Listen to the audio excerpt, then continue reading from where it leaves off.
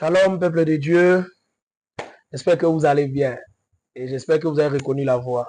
Que le Seigneur bénisse tout le monde qui va nous suivre à la radio Voix de l'Évangile, ceux qui vont nous suivre sur nos pages Facebook et dans le groupe WhatsApp La Garnison des Prophètes pour le Salut.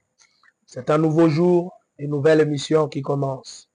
Nous prions que la faveur et la grâce divine soient sur chacun de nous. Seigneur, nous te bénissons pour ces moments. Je ne suis qu'un enfant, je ne suis qu'un jeune homme qui ne sait rien dire. Père, si je parle de moi, je communiquerai la mort. Mais si je parle de toi, je communiquerai la vie. Viens parler en moi. Que tout ce que nous allons dire soit pour ton honneur et ta gloire. Dans le nom de Jésus. Amen. Alors, nous allons continuer notre merveilleux enseignement sur les lois du ciel. Nous parlions des eaux de Jourdain. J'avais déclaré des miracles et nous avons reçu beaucoup de témoignages par la grâce de Dieu. Beaucoup de gens nous ont contactés et par la grâce de Dieu, nous aurons une édition où nous allons recevoir tous ceux à qui Dieu a fait énormément du bien. Alors, nous allons continuer toujours dans cette optique.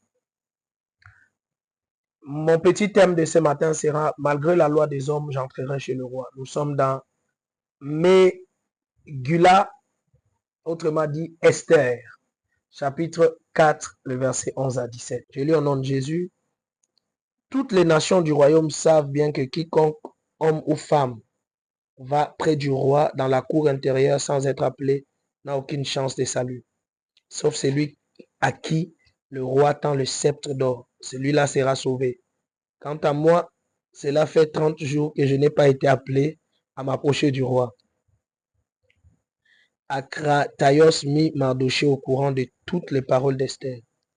Mardochée répondit alors à Akrataios, va lui dire à Esther, ne te dis pas que seul dans le royaume, à la différence de tous les juifs, tu en réchapperas.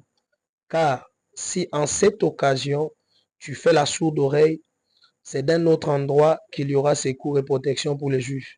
Tandis que toi et ta famille, vous serez anéantis. Or, qui sait, si c'était pour une occasion comme celle-ci, que tu es arrivé à la royauté. Esther envoya celui qui était venu auprès d'elle, et elle fit dire à Mardochée, va réunir les Juifs qui se trouvent à Suse et jeûnez pour moi. Ne mangez pas, ne buvez pas pendant 3 jours, ni jour, ni nuit. Moi de même, avec mes demoiselles d'honneur, je me priverai de nourriture. Sur ces, en dépit de la loi, j'irai près du roi, même si je dois être anéanti. Mardochée s'en alla faire tout ce que Esther lui avait dit, la parole du Seigneur. Alors, ce passage nous parle d'un moment dur que les Juifs traversaient. Nous connaissons tous l'histoire de Esther, introduisée comme roi et reine. Alors là, le sort de tout le peuple était entre les mains d'Esther, mais elle ne comprenait pas. Je suis venu parler à une Esther ce matin. C'est parfois pour des occasions, quand quelqu'un est en difficulté, qui vient te voir, quelqu'un avec qui vous étiez ensemble pendant tes moments de faiblesse. Aujourd'hui que Dieu t'a élevé, cet homme vient te voir pour une doléance, tu serres ton visage comme si tu avais bu jus de citron. Mais ce que tu ne comprends pas, parfois Dieu t'a mis là pour que tu sers d'escalier à l'autre. Je suis en train de parler à certains frères et sœurs où peut-être vous avez aidé les autres et ils vous ont rendu la monnaie des singes et vous êtes devenus, peut-être, vous avez eu un cœur dur à cause de ça, mais cela ne justifie pas. Quand tu es dans un poste élevé et que tu as un frère que tu as connu dans les moments de faiblesse, à moins que cet homme, ces frères-ci ne méritent pas, mais s'il mérite amplement ton aide, pourquoi ne pas l'aider? Ça peut être pour des moments comme celle-ci que Dieu t'a établi là. Mardochée dit à Esther, il dit, voici ce qui va se passer. Va voir le roi et plaide pour nous. Esther répond comme une personne qui a oublié qu'elle avait un Dieu qui pouvait toucher le cœur. Écoutez-moi très bien. Quelqu'un qui vit selon la loi du ciel est une personne qui sait prendre des risques. Une personne qui vit selon les lois du ciel est une personne qui sait prendre des risques. Une personne de foi est une personne qui sait prendre des risques. Parce que on ne peut pas dire qu'on a mis Dieu en épreuve quand on refuse de prendre des risques. Chaque fois que je prends un risque, ça veut dire que le résultat, je m'attends que le résultat soit bien, mais le résultat ne dépend plus de moi. En réalité, une personne de foi, même quand il prend un risque, il n'a pas pris de risque. Parce qu'il fait confiance à quelqu'un qui va venir au bon moment. Et c'est ce que Esther avait oublié. Que toute personne qui a Dieu est appelée à briser les lois établies par les hommes. Je suis venu parler à quelqu'un ce matin. Il y a des personnes qui sont historiques et il y a des historiens. Les historiens sont ceux qui racontent l'histoire. Mais les historiques sont ceux qui marquent l'histoire, sont ceux qui écrivent l'histoire. Je ne sais pas de quel côté tu veux être. Quelqu'un qui ne prend jamais de risques. Quelqu'un qui veut rester là parce que en Centrafrique, si tu fais ça, tu as peur de préjugés.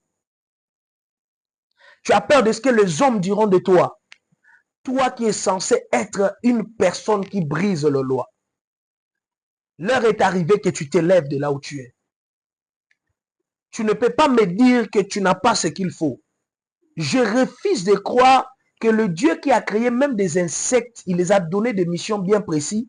Comment il peut créer toi un homme à son image et ne pas te donner une mission à faire? Tu as une mission qui t'a été assignée. Et dans ce domaine que Dieu t'a établi, Dieu veut faire de toi une personne qui brise les lois établies par des hommes. Mais pour ça, il faut que tu sois une personne qui reconnaît que celui qui marche avec moi est 10 000 fois plus grand que ceux qui sont devant moi. Il y a cette image qui me vient dans la tête où Goliath est en train d'insulter, toutes les personnes sont là, ils ont peur du défi. Jusqu'à un jeune homme David qui arrive. Toutes les personnes qu'on cite, les exemples dans la Bible, sont des gens qui ont pris des risques avec Dieu. Les mêmes causes produisent les mêmes effets. Si tu veux être une personne qui impacte ta génération, apporte ce qui n'a jamais existé dans ta génération. Mais si aujourd'hui nous parlons de Jésus, regardez ce que Jésus a accompli. Si on parle des apôtres, regardez des gens qui ont risqué leur vie pour que cet évangile nous arrive. Si on cite des exemples comme aujourd'hui nous tous, moi-même j'aime ça quand j'opère dans l'onction, j'aime quand mon mouchoir transporte l'onction et fait tomber des gens sous l'onction. Mais tout ça aujourd'hui, c'est parce qu'il y a eu un pôle. Si nous parlons de Anne, c'est parce que Anne a pris le risque. Comment tu es stérile? Dieu te donne un enfant, tu prends le risque de prendre cet enfant et d'aller le donner encore. Mais après, elle a eu 5 autres enfants. Elle est devenue un exemple. Comment tu veux que demain on parle de toi si tu veux continuer que dans les sentiers battus? Marcher derrière des gens ne peut pas faire de toi une personne exceptionnelle. Je vais peut-être te choquer, mais ce que tu dois comprendre, dans le monde aujourd'hui, on cherche, dans tous les domaines, on cherche de meilleures personnes. Quand tu vas faire un entretien d'embauche, on vous met plusieurs parce qu'on veut le meilleur parmi vous. Alors, si tu penses que tu es appelé à entrer là où les autres ne sont pas entrés, commence à te préparer maintenant. Commence à te préparer maintenant. Esther n'avait pas compris que dès qu'elle est entrée là-bas, elle avait une responsabilité envers tous ceux de son peuple. L'heure arrive où Dieu va susciter des hommes craignant Dieu, marchant dans la parole, mais ils seront proches des rois. Ils vont chuchoter aux oreilles du chef de l'État. Ils vont être dans des postes clés. Ce n'est même pas que l'heure arrive, elle est déjà arrivée. Parce que je vois des grands hommes que Dieu a suscités. Il y a des hommes qui donnent comme l'impression d'être, mais c'est des hommes qui craignent Dieu, qui sont là et qui se battent nuit et jour. My God. Ésaïe dit, dans Ésaïe 60, verset 3, il dit, des nations marchent à ta lumière et des rois à l'éclat de ton aurore. Peuple de Dieu, des nations marchent à ta lumière. Esther n'avait pas compris. En réalité, s'il y a des gens qui dirigent une nation, c'est des gens qui sont capables de fléchir les genoux et prier. S'il y a des gens qui prennent de loi dans une nation, dans le monde, ce sont des gens qui sont capables de fléchir les genoux et de prier. Il fut un temps où j'étais combattu dans mon travail, de tous les côtés. Je suis descendu de mon lit, j'ai passé 6 mois à dormir par terre. Mais à l'heure où je vous parle, par la grâce de Dieu, j'ai été rétabli. Tous ces gens qui voulaient ma chute à l'époque, ils sont tous dispersés. Pourquoi? Parce que quelqu'un m'a dit quelque chose qui m'a... C'était même un bon païen qui me disait ça. Mais j'ai compris que quand Dieu veut te parler, il peut même passer par un fou. Oui, oui. Il peut passer par quelqu'un que tu ne croiras pas. Quand Dieu veut te parler, il ne passera pas toujours par des gens qui ont cravate, 3 pièces. Non. Dieu peut passer par un homme qui a démanché, torse nu, mais qui te dira une vérité qui boostera ta vie. J'étais parti voir mon DG le jour-là. Il dit, mais je vois qu'on m'a mis de côté. Et DG me dit, ce n'est pas une impression, c'est une vérité. Tu es mis de côté. Mon propre DG ne voulait plus de moi. Mon chef des ressources humaines, mais eux tous sont partis et je suis resté là. Pourquoi? Parce que en sortant de là, j'étais déçu. J'ai rencontré un homme qui m'a dit, frère, tu dis tu es homme de Dieu. Mais pourquoi tu peux avoir des hommes quand tu as un Dieu qui peut toucher le cœur des hommes?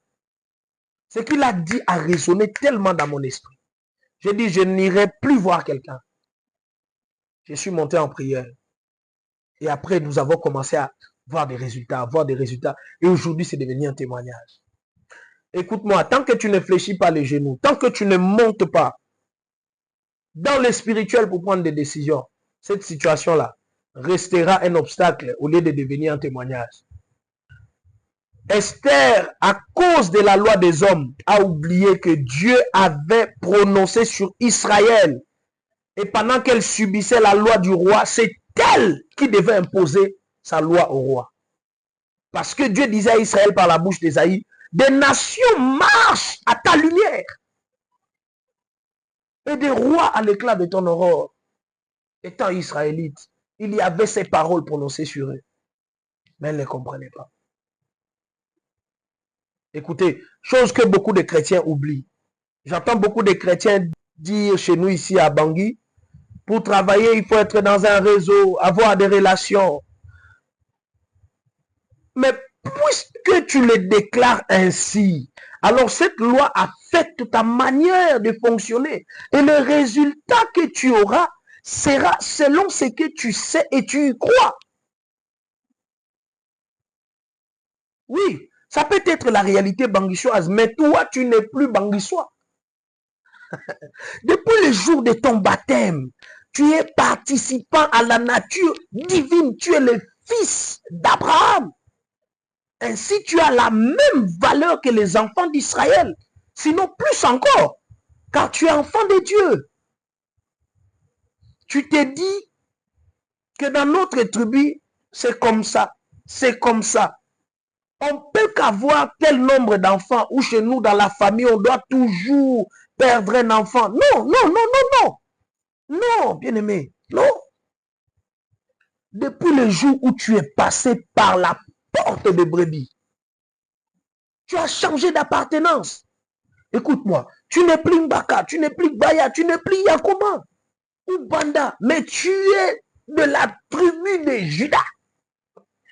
Car Jésus est le lion de la tribu de Juda. Étant son petit frère, petite soeur, tu fais partie du même tribu que lui. My God. Répète après moi, malgré la loi, j'entrerai chez le roi. Quelle est cette loi qui t'impose de rester hors de la cour royale? C'est dans la cour royale que les décisions sont prises. Quelle est cette loi établie qui t'empêche de t'asseoir aux côtés du roi? Qui t'empêche de t'asseoir à la table des grands? Il dit à David, c'est David qui déclarait, il dit, il dresse devant moi une table face mes adversaires. Quelle est cette loi, bien-aimé, qui t'impose? Aujourd'hui, cette loi doit changer. Et cette loi a créé une mentalité en toi. Cette mentalité de la pauvreté doit quitter ton esprit. Mardochée dira à Esther, si tu ne trouves pas la solution viendra d'autre part pour les Juifs. Mais toi et la maison de ton père, vous ne survivrez pas. Beaucoup de chrétiens pensent comme Esther. Le fait d'être dans la maison du roi les épargne du combat spirituel de leur famille, de la loi satanique établie dans leur famille. Malheureusement, c'est faux. Le fait que tu sois sauvé, l'onction sur ta vie, ne t'enlève pas les autels sataniques de ta famille. Car c'est ça ta responsabilité. Ce sont tes responsabilités, non de Dieu. Quand je vais parler de la délivrance totale, je vais vous expliquer pourquoi ces phénomènes. Mardochée ajoutera ceci. Qui sait, peut-être que c'est pour ça que Dieu t'a établi. My God. J'aimerais dire à quelqu'un, c'est pour les temps comme ceci que Dieu t'a établi. C'est pour ces genres de difficultés-là que Dieu t'a suscité comme une solution. C'est pour cette saison bizarre que ta famille traverse là que Dieu t'a suscité. J'aimerais dire à Esther, c'est pour ces combats de famille que Dieu t'a suscité. Lève-toi, cet hôtel de famille doit tomber. Cet hôtel satanique doit tomber. J'aimerais dire à Joseph que tu es le plan de Dieu pour cette génération. Dans cette famille, dans cette entreprise, dans cette société, pour une période de sécheresse comme celle-ci, tu es la provision de Dieu pour une saison comme celle-ci. Alors arrête de te lamenter et lève-toi. Avec la force que tu as. Gédéon, tu ne vois pas cette force. Tu n'as rien terrassé, mais Dieu t'appelle vaillant héros. Si Dieu t'appelle vaillant héros, ce n'est pas par rapport à ton présent, mais c'est par rapport à ton futur. Dieu étant déjà dans le futur, il te qualifie selon ce qu'il a décidé de faire de toi demain. C'est pourquoi je peux t'appeler, la Bible dit, que le pauvre dise, je suis riche. Et les faibles disent, je suis fort. C'est pourquoi je peux t'appeler milliardaire, millionnaire. Parce que par les yeux prophétiques, je ne t'appelle pas selon ce que tu es aujourd'hui, mais selon ce que tu es appelé à être demain. Quand tu ne sais pas ce que tu as, tu ne sauras pas ce que tu vaux. Esther était inconsciente. Dans verset 15, 17, Esther était inconsciente. Elle ne savait pas le pouvoir qu'elle avait. Pour elle, ça se limitait à être reine. Je ne suis plus dans la galère. Je ne suis plus. Dieu t'a introduit dans cette entreprise, mais tu ne comprends pas le pouvoir que tu as dans cette entreprise. Parce que pour toi, ça se limite à un maigre salaire. Mais ce que tu ne comprends pas, les décisions de cette entreprise-là, en réalité, c'est toi qui peux fléchir les genoux et prendre des décisions. Faire flancher le cœur des gens en ta faveur. Écoutez, ce que vous devez comprendre est que tous ces hommes d'État, quand quelqu'un est élevé, quand quelqu'un a un pouvoir, il y a plusieurs personnes qui cherchent à capter son attention. D'autres font des fétiches pour que son cœur leur soit favorable. Et toi, tu vas aller voir, vous allez voir qu'il y a des frères, des ministres, des présidents. Ils sont des frères, des grands hommes. Mais on n'arrive pas à les aider. Que nous, quand l'autre va, on l'aide. Mais moi, mon propre grand frère, c'est parce que tu n'es pas un homme de prière. C'est parce que tu n'es pas un homme de prière. Dieu dit, c'est moi qui crée en vous le vouloir et le faire. En réalité, c'est Dieu seul qui peut créer en quelqu'un. Voilà pourquoi je suis quelqu'un qui ne demande pas d'aide aux gens. Quand je suis en manque, je ne vais pas vers quelqu'un. J'ai pris Dieu. Depuis que j'ai compris cette histoire d'Esther, j'ai pris Dieu et Dieu touche le cœur de la personne. Parfois, quelqu'un peut venir te voir et dire, homme de Dieu, j'ai en tête de vous donner un petit 100 000 là. Je ne sais pas, ça va finir. Ça va suffire, ça peut vous aider. Dans mon cœur, je dis, tu ne comprends pas combien c'est en train de m'aider actuellement. Tu ne peux pas comprendre les soucis d'argent où je suis dedans. On ne demande pas aux hommes, très chers serviteurs, hommes de Dieu, si tu n'es pas quelqu'un qui sait prier, tu seras tout le temps en train d'escroquer des gens. La Bible n'a pas dit que chaque fois que tu as un problème, va vers quelqu'un. Non. La Bible dit, ne vous inquiétez de rien. Mais en toutes circonstances, faites connaître vos besoins à Dieu par des prières et des supplications et des actions de grâce. C'est où c'est écrit que quand j'ai un problème, je dois aller voir telle ou telle personne. Non. Je fléchis mes genoux devant le Père, duquel tire son nom toute famille dans les cieux. Je fléchis les genoux. C'est dans mes genoux que se trouve la solution à mes problèmes. C'est dans tes genoux que se trouve l'argent pour le projet de ton entreprise. C'est dans tes genoux que se trouve l'argent pour relever le défi qu'il faut. Non, non, non, non. Voilà pourquoi des hommes de Dieu sont devenus des commandeurs tout le temps dans des bureaux de telle ou telle personne. Non, c'est à eux de venir vers nous. Quand tu n'as plus les dieux qui touchent le cœur des gens en ta faveur, tu commences à aller vers les gens. Malgré la loi, j'entrerai chez le roi. Écoutez, Esther a compris. Elle avait peur d'aller devant le roi parce qu'elle ne savait pas sa valeur aux yeux du roi. Tu as de la valeur aux yeux de Dieu. À cause de toi, Dieu est capable de révoquer une loi qui était irrévocable. À cause de toi, Dieu est capable de changer une situation qu'il a permis que ça existe depuis un moment. Alors Esther a compris que je ne négocierai pas avec un homme. Non, non, non. Si j'ai un Dieu de mon côté qui sonde le cœur et le rein, pourquoi vais-je négocier avec un homme? Esther a dit, malgré la loi, j'entrerai chez le roi, car moi, Esther, je suis une exception. S'il y a des lois, s'il y a des règles établies par les hommes, il y a des exceptions. Et tu fais partie des exceptions. J'ai pris que tu sois une exception pour ta génération. J'ai pris que tu sois une exception pour ta famille. Là où les gens tomberont, tu resteras debout. Comme la Bible dit, que 1000 tombent à ma gauche, que 10 000 à ma droite, je ne serai jamais atteint. Que cela soit ton partage. Là où tu n'avais pas droit, la loi du ciel te donne le droit. Là où tu étais disqualifié, la loi du ciel te qualifie. Allez-y demander à Daniel. Allez-y demander à Esther. Si la loi des hommes n'a pas été changée, elle changera aussi à ta faveur. Elle est en train d'être changée à ta faveur. Que Dieu vous bénisse abondamment. Bien-aimés frères et sœurs, si vous avez des témoignages, si vous voulez appeler, vous pouvez nous contacter au 72 23 49 08 ou encore 70 90 09 02. Que le Seigneur vous bénisse abondamment. Shalom.